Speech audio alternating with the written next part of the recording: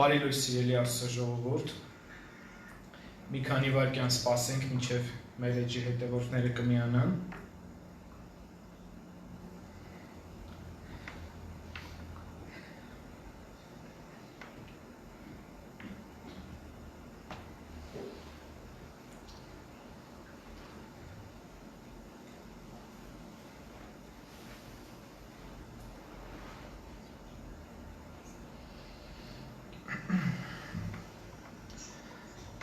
Բարի առավոտ սիրելի Աստծո ժողովուրդ, սկսենք այսօրվա մեր կիրակնօրյա պաշտամունքը, ողջունում եմ բոլորին, տեսնում եմ միանում են էջում։ Սիրելի եկեղեցի, սիրելի հետևորդներ, ծանոթ թե անծանոթ ընկերներ, օրհնում եմ բոլորի Տեր Հիսուս Քրիստոսի անունով։ Իրականում շատ լուրջ ու պատասխանատու քայլ է կանգնել այստեղ ու փոխանցել մի պատգամ, որը լսում եք դուք բնականաբար լսելով, վերցնում եք այն ինչ որ պետք է ձեր հոգուն եւ ինչու՞ չէ այ կյանքի է վերածվում։ Երբ որ հանձնարարվեց ինձ պատգամը պատրաստել, իրականում յուրաքանչյուր կոնկրետ իմ պարագայում մյուսներին չգիտեմ, երբ որ ինչ-որ խոսք ենք պատրաստում, միանշանակ առաջինը մենք մեզ ենք քննում, ինչքանով է մեր խոսքը համապատասխանում մեր կյանքին։ Այսօր խոսելու մի հետաքրքիր թեմայի մասին, խոնարհության մասին։ Կփորձեմ կիսվել խոնարհության մասին իմ պատկերացումներով, մտորումներով ու հավատում եմ, որ ամեն մեկս մեզ կգտնենք այս ուղերձի մեջ։ Ինչպես ենք մենք ապրում, ինչքանով է Աստծո խոսքը մեր կյանքում գործում, ինչ կենսակերպ ենք վարում Աստծո խոսքով, ինչքանով կարդացինք, ինչքանով լցվեցինք Աստծով, թե ուղղակի ժամանակ անցկացրեցինք ու կորցրեցինք։ Գիտեք, նախկինում, երբ որ իմ ապաշխարության ընթացքը դեռ փուլարփուլ անցնում էի, միշտ պատճառաբանություն էի փնտրում, որպեսզի Աստծուն բավարար ժամանակ չտայի։ Հետո ես հասկացա, որ այդ բաց թողումը գալիս էր խոսքի գիտության պակասից։ Չկա ժամանակ, արդյոք չէի փնտրում ժամանակ, որպեսզի ես Տիրոջը ժամանակ հատկացնեի։ Բայց երբ որ դուք յուրաքանչյուրը սկսեք խոսքով առաջնորդվել, որպես խոսքը ձեր կյանքում լինի անբաժան ուղեկից, այն ժամանակ ձեր հոգում բավարար ցանկություն եւ ինչու՞ չէ, կամք կլինի, որպեսզի հետևեք Աստծուն։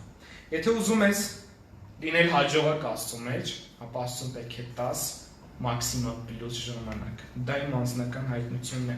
Առանց ուղղակի Աստծուն ժամանակ տալու մեր կյանքում ոչինչ չի փոխվի։ Ահա այդ որոշումներից հետո կսկսվի մեր հոգևոր կյանքի, այսպես ասած, հրաշալի ուղևորությունը, որը Տերն է մեզ առաջնորդում։ Թե խոսքում, թե վարքում, թե մեր կյանքում։ Գիտեք, սիրելիներ, գործնականորեն խոնարհությունը կապված է ու արտահայտվում է նաև մեր ապրած կյանքով եւ վարքով։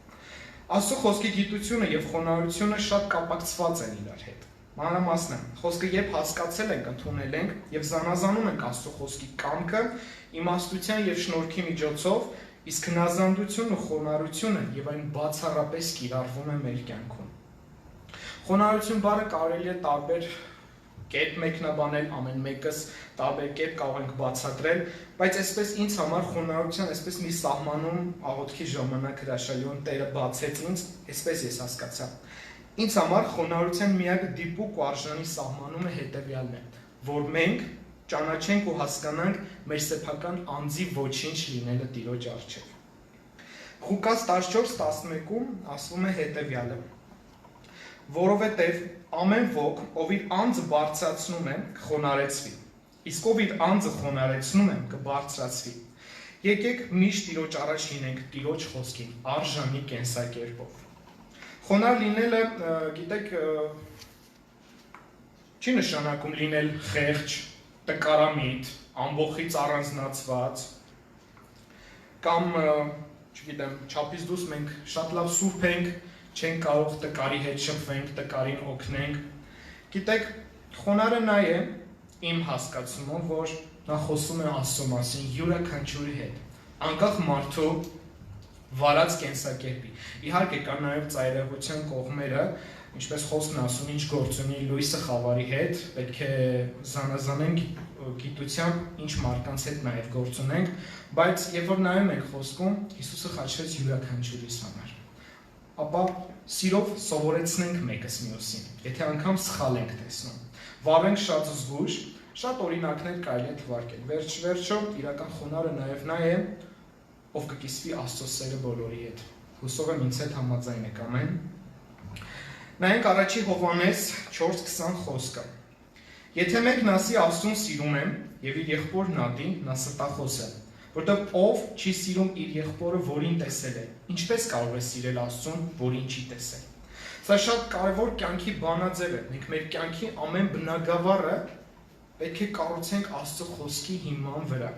եւ այն դառնա կենսակերպ, ինչպես նշեցի։ Մեր սերը Աստծո նկատմամբ չափվում է նաև մեր առօրյայում մեր եղբոր քույրերի հանդեպ մեր շփումներով, թե եկեղեցու մեջ, թե եկեղեցուց դուրս։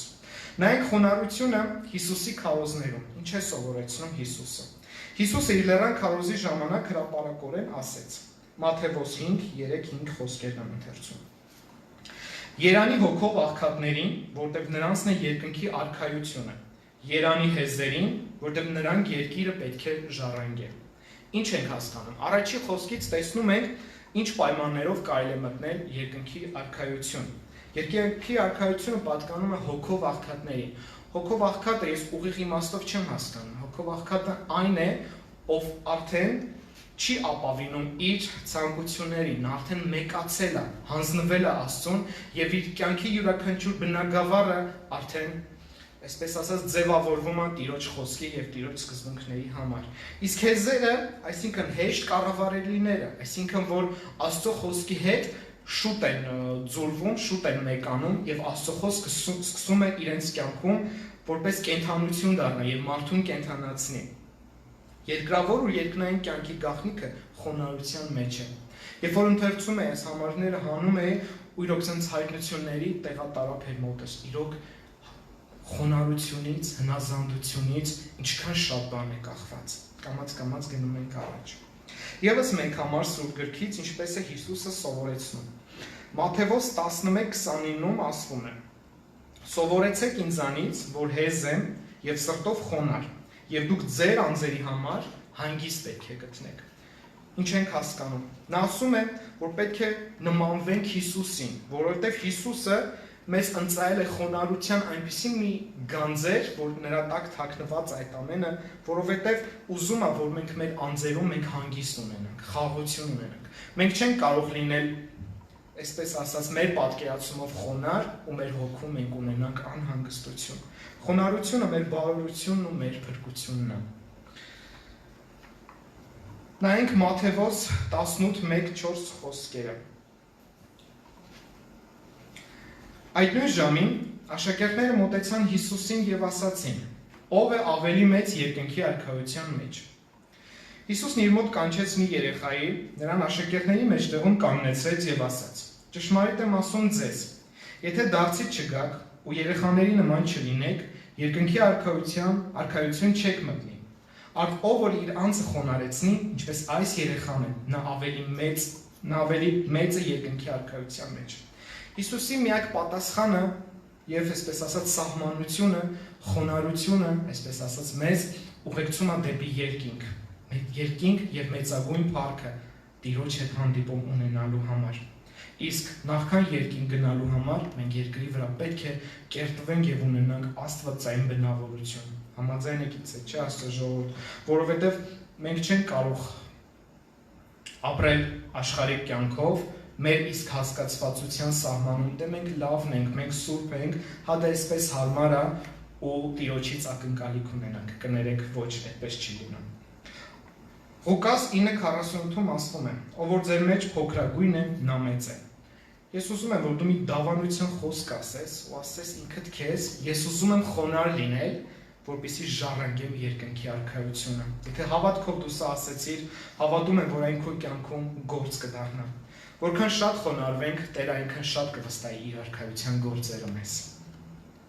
Ուզում եմ միասին նայենք 5 կտակարանից մի գլուխ Աբիգեյի եւ Դավիթի եւ Նաբաղի պատմությունը, առաջի թագավորաց 25-րդ գլուխը։ Կնայենք մի քանի համարներ։ Կարծում եմ շատերը կարդացել են այս պատմությունը եւ ծանոթ կլինեն։ Օրինակ ինձ համար հին ուխտը հրաշալի կատարյալ օրինակ է, ինչ չնայած մեր օրերի համար, որովհետեւ ամեն անգամ կարդալով մի նորություն ենք մենք սովորում, ու իրոք այնքան հրաշալի է, Տերը բացահայտում է իր խոսքի հրաշալիքները, երբ որ մենք փափագով այն վերցնում ենք որպես ամենօրյա կերակուր մեզ համար։ Նաբաղը մի մեծ մարդ էր, ով ուներ այսպես ասած հոտ, բազմություն, ոչխարներ, ինչպես գիրքն է ասում, բայց շատ խստասիրտ էր։ Եկեք նայենք առաջի թագավորաց 25-ի 3-րդ խոսքում, 3-րդ խոսքը։ Եվ նրա կնքը անունը Աբիգեա էր, այդ կնիկը շատ խոհեմամիտ, գեղեցկադեմ էր, բայց մարդը խստաբարո եւ չարագործ էր։ Ուզում եմ ուշադրություն դարձնենք խոհեմամիտ բառին։ Ես շատ փնտրեցի այս բառի հոմանիշներին։ Իրականում մեր հայոց լեզուն փառահեղ լեզու է, ամեն մի բառից կարելի է տարբեր կերպ հասկանալ ու հասկանանք ինչ նկատի ուներ Աստծո խոսքում կամ այս բառը իր մեջ ինչա թաքնված։ Ու տեսեք ինչն է հետաքրքիր, հին ուխտում եւ սովորաբար ամբողջ Աստծո գրքում ուղղակի պատահական մարդկանց դերերը, հա, ուղղակի չեն։ Ամեն մեկը ունի իր ուրույն տեղը եւ հասկանում է, որ ուղղակի այս կնոջ պատմությունը ուղղակի չի գրվել։ Խոհեմամիտ բառի հոմանիշներն են. խելացի, խոհուն, ներուն, իմաստուն, խոնար եւ հես։ Եվ Դավիթը իմացավ, որ Նաբաղը խուզում է իր ոչխարներին, ուղարկեց իր ժողովրդին, որպեսզի հանդիպում ունենա։ Հիմա ընթերցենք այդ խոսքերը։ Շատ մանր են կարդալու մի քանի համարներ, շատ ձեզ չեմ հոգնեցնի, ուղղակի ինչի եմ ուզում կենտրոնանանք այս համարների շուրջ, կհասկանանք, որ խոնարհությունը, ինչպես նշեցի, այն կենսակերպ է, կենսաոճ է, այստեղից արդեն կհասկանանք Դավիթը ինչ խոնարհ քայլ դրսևորեց ու Նաբաղը ոնց պատասխանեց, հիմա խոսքից կհասկանանք։ Առաջի թագավորաց 25:5-9 խոսքերը։ Ընթերցում ենք։ Եվ Դավիթը 10 երիտասարդ ուղարկեց, եւ Դավիթն այդ երիտասարդներին ասաց. Բարձրացրեք Կարմեղոս, գնացեք Նաբաղի մոտ եւ իմ անունից հարցրեք նրա ողջությունը։ Եվ այսպես ասեք. ողջ լինես, խաղաղություն քեզ ու քո տանը եւ քո ամբողջ ունեցվածքին։ Հիմա լսել եմ, որ խոզում ես ոչխարներիդ։ Քո հովիվները մեզ հետ էին, նրանց վնաս չենք տվել։ Եվ որքան ժամանակ մնացել են Կարմեղոսում, նրանցից ոչ մի բան չի պակասել։ Հարցրու քո պատանիներին, թող նրանք քեզ ասեն, այդ երիտասարդներն են, թող շնորհ գտնեն քո առջև, որովհետև բարի օր եկանք, շնորհ արա քո ծառաներին, եւ քո որդի Դավթին, եւ քո ձեռքից եկածը տուր։ Եվ Դավթի երիտասարդները գնացին Դավթի անունից, այս բոլոր խոսքերն ասացին Նաբաղին եւ լուր կանգնեցին։ Այս ամենը լսելով Նաբաղը, տեսնում ենք Նաբաղի արձագանքը։ 10-12 խոսքերն են ընթերցում։ Եվ Նաբաղը Դավթի ծառաներին պատասխանեց ու ասաց. Ով է Դավիթը, ով է Հեսեի որդին։ Այդ օրերին շատացել են իրենց տերերից փախ։ Ներողություն ենք խնդրում, ուղղակի կապը ընդհատվեց։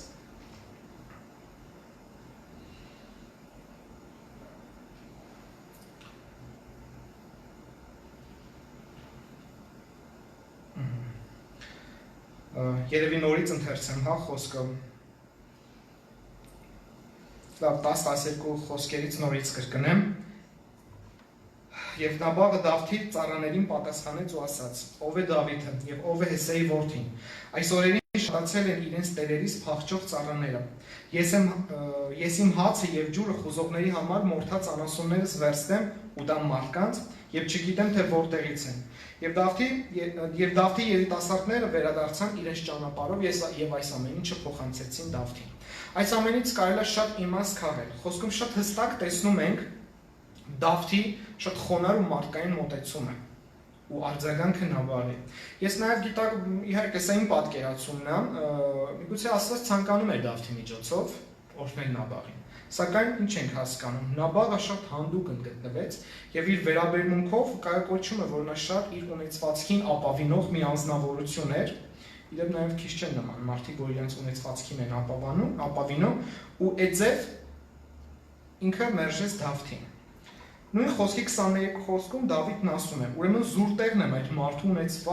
ունեցած բոլոր բաները պահել անապատում, եւ նրա ունեցվածքից ոչ մի բան չկորավ։ բայց նա ինձ լավության փոխարեն վատություն է անում, բայց նրա սիրտը շատ չար էր եւ մերժեց Տիրոջը։ Երբ նա մերժեց Դավթի մարդկանց, Դավիթը որոշեց, որ պետք է իր զորքով գնան ու կոտորեն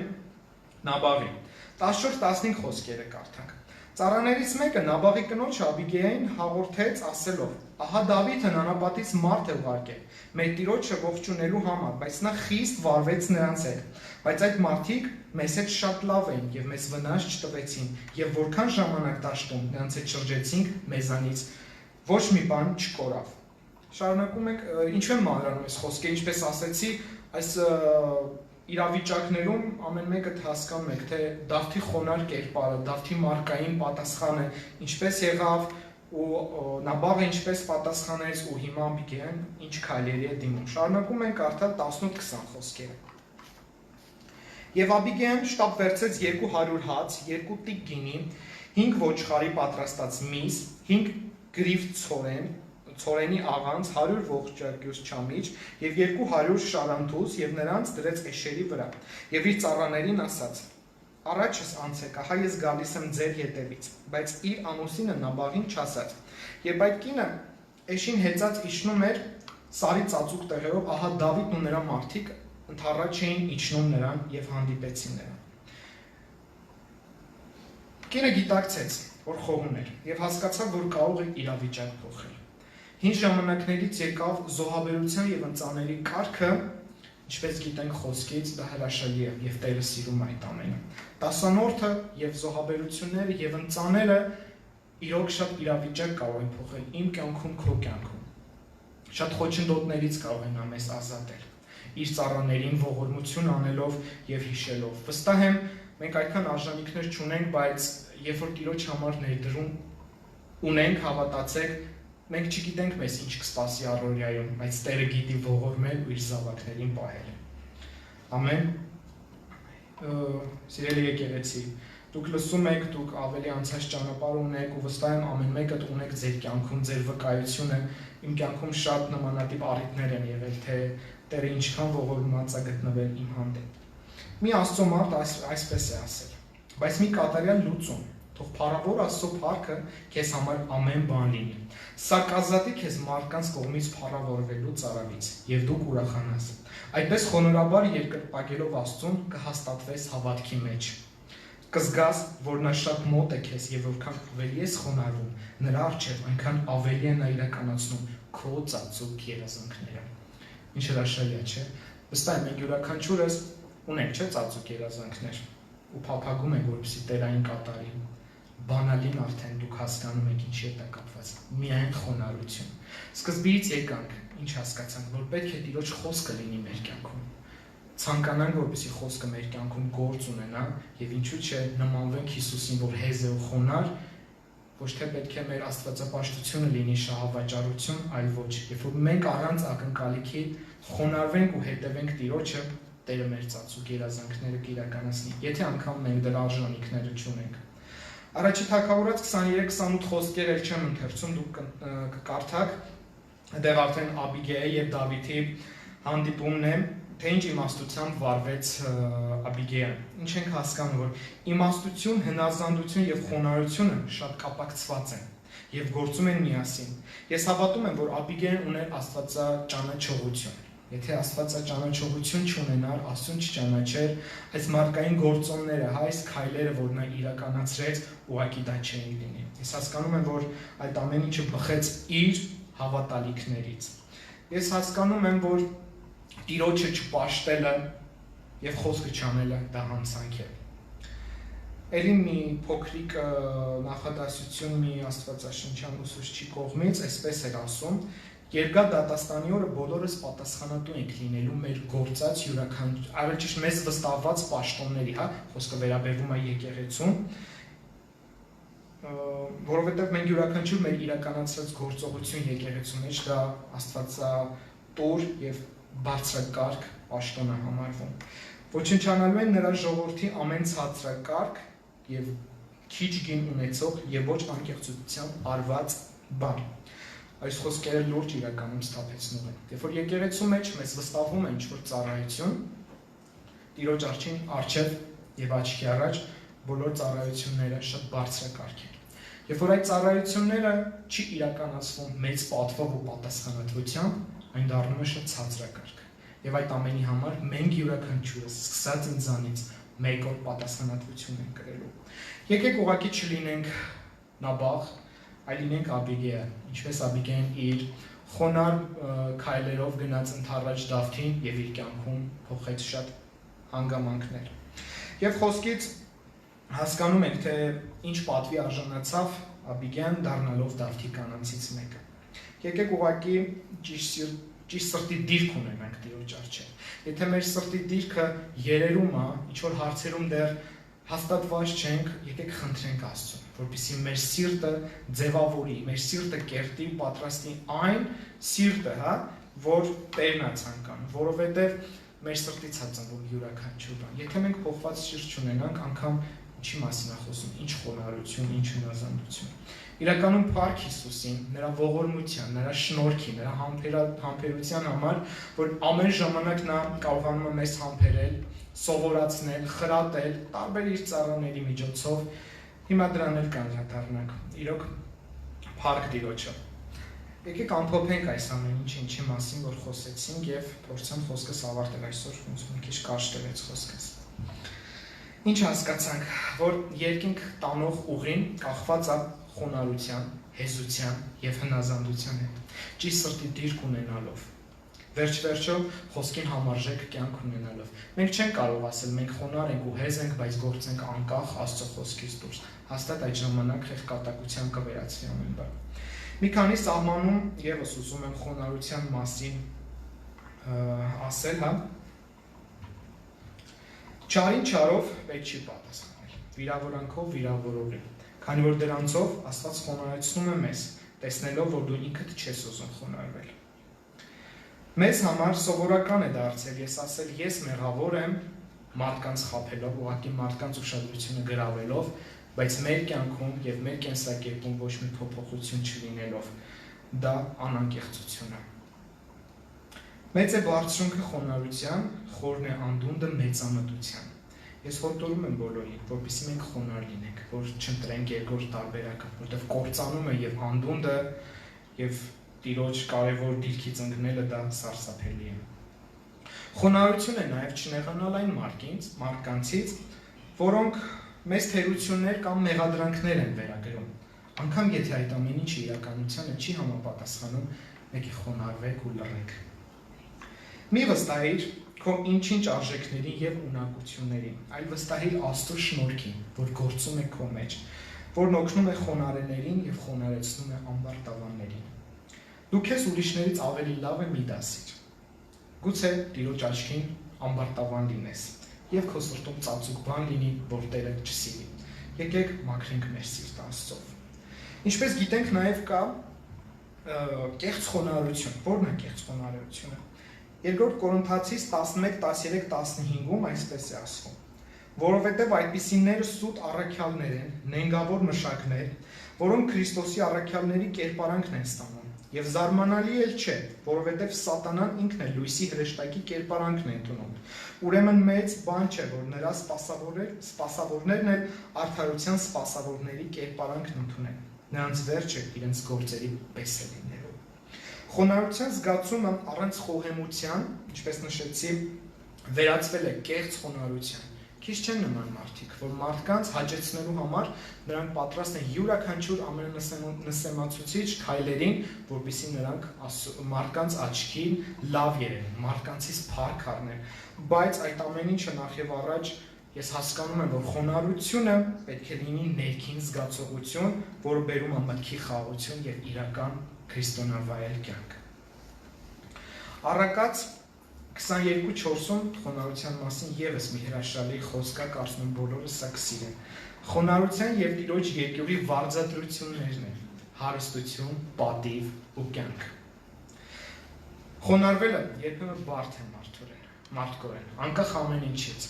Այդ ամենը մեզ հարմար է, մենք ուզում ենք, չենք ուզում, կոմֆորտ ենք զգում, կոմֆորտ չենք զգում, Իմ միակ հորդորն է, եկեք խոնարհվենք Աստծո առջև, որովհետև Տերը սիրում է խոնարհներին։ Սկզբից մինչև վերջ հասկացանք, պատմություն ընթերցեցինք, թե խոնարհության հետևանքները ինչքան հրաշալի է, եւ որպես խոսքի հաստատություն այս առակած խոսքը Տերը հարստություն եւ պատիվ ու կյանք է տալիս։ Հարստությունը պետք չի ուղիղ իմաստով հասկանալ։ Անկամ եթե մենք նյութական բարիքների ինչ-որ սխություն լինի մեր կյանքում, բայց այն խաղաղությունը, այն սերը, այն ողորմությունը, որ կարող ենք ունենալ Տիրոջ կողմանը մեր կյանքում, դա ամենամեծ օրհնությունն է։ Սիրելիներ, այսօր այսքանը կարողացա ձեզ փոխանցեմ, օրհնում եմ բոլորիդ, հուսով եմ ամեն մեկդ ձեր հոգում լսեցիք, քննեցիք, հասկացաք որոշակի բաներ, թող այդ ամենը իրոք մեծ պտղաբեր լինի ձեր կյանքի համար եւ եկեք խոնարհվենք, այլ տարբերակ չունենք, անկախ մեր մարդկային արժանինքների, որը մեզ համար է լավ թվում, եկեք խոնարհվենք։ Սիրելի եկեղեցի, եկեք աղոթքով գանք Տիրոջ առջև։ Փառք քեզ Հայր, փառք քեզ երկնային Արքա, շնորհակալ ենք Տեր այսօրվա համար, շնորհակալ ենք քո կերակուրի համար Տեր, այո, մենք պետք է խոնարհվենք, մենք այլ տարբերակ չունենք, խոնարհությունից է ծնվում, հնազանդությունից, հեզությունից է ծնվում քեզ հաճելի կյանքը Տեր իմ Արքա, օգնիր, որ մեր հայացքները միայն ուղենք երկինք, երբ որ Նոյը տապանի մեջ էր Հայր, նա չուներ այլ հնարավորություններ, ոչ աջ, ոչ ձախ նայելու, նա ուներ ընդամենը մեկ պատուհան եւ ուներ մեկ հնարավորություն՝ միշտ երկինք նայելու Հայր։ Խնդրում եմ Տեր, այս ժամանակներում, այս չար ժամանակներում, օգնիր, որպեսզի յուրաքանչյուրիս հայացքը միշտ ուղղված լինի երկինք Տեր։ Մեր սպասելիքները քեզանից են, մեր օրհնությունները քեզանից է Հայր։ Գալիս ենք քո առջև, բերում ենք մեր սիրտը քո առջև Հայր, որպես կենդանի զոհ, եւ ասում ենք Տեր, այնտեղ կարգ ու կանոնի հրավիրի Տեր։ Մենք ամեն ժամանակ Տեր սթափվելու կարիք ունենք Տեր։ Եթե թվում է, թե մենք հասել ենք ինչ-որ բանի, ոչ Տեր։ Մենք դեռ սովորելու, հղկվելու, ձուլվելու, մեկանալու, մաքրվելու Տեր, աշխարհի փոշիից Տեր։ Երբեմն աշխարհի փոշին այնպես է նստում մեր վրա, որ մենք ինքներս դա չենք հասկանում։ Նամանավանդ այս ժամանակներում, երբ որ կա արգելք հավաքվելու մեկտեղ Հայր, բայց ես գիտեմ Տեր, ոչ մեկ չի կարող արգելել Տեր, քո խոսքը պահել մեր սրտում Տեր, մեր կյանքում։ Օգնիր, որ քո եկեղեցու զավակները Տեր ունենան թարմություն իրենց կյանքում, խոսքի հետ սերտ կապ, քեզ հետ անհատական հանդիպում Հայր, որ ինչպես խոսքն էր ասում Տեր, վերջներս լավ լինի Հիսուս, շնորհակալ եմ Տեր։ Աղոթում ենք նաև Հայր, մեր Հայաստան աշխարհի համար Տեր։ Մենք գիտենք այս ժամանակներում Տեր, ինչ իրադարձություններ են տեղ ունենում Հայր։ Մենք կարող ենք անդադար աղաղակել մեր երկրի համար, մեր երկրի սահմանների համար Տեր։ Խնդրում ենք Հայր, ինչպես Մատթեոս 18:18-ում ասում, ինչ կապեք կապված կլինի, ինչ արձակեք արձակած կլինի, այդ խոսքի համաձայն Հայր, մենք արձակում ենք Հայաստան աշխարհի վրա արթնություն, սահմանների պահպանություն Հայր, թող ոչ մի զինվորի կորուստ չլինի Հայր, թող ոչ մի ծնողի աչքերից արդյունք չլինի Հայր Մարքա, եւ կապում ենք անօրենի սխալ իշխանական գործողությունները մեր Հայաստան աշխարհի համար, թող մեր Հայաստան աշխարհը լինի պաշտպանված եւ քո սուրբ արյունով պահպանված։ Շնորհակալ ենք Հիսուս։ Այն ինչ որ աղոթեցինք քո միակ ու արժանի որդի Հիսուսի անունով եւ խնդրում ենք Հայր, թող լսելի լինի այս աղոթքները։ Փառավորվիր Հայր Աստված, Որդի Աստված եւ Սուրբ Հոգի Աստված։ Ամեն։ Եղեք օրհնված սիրելիներ։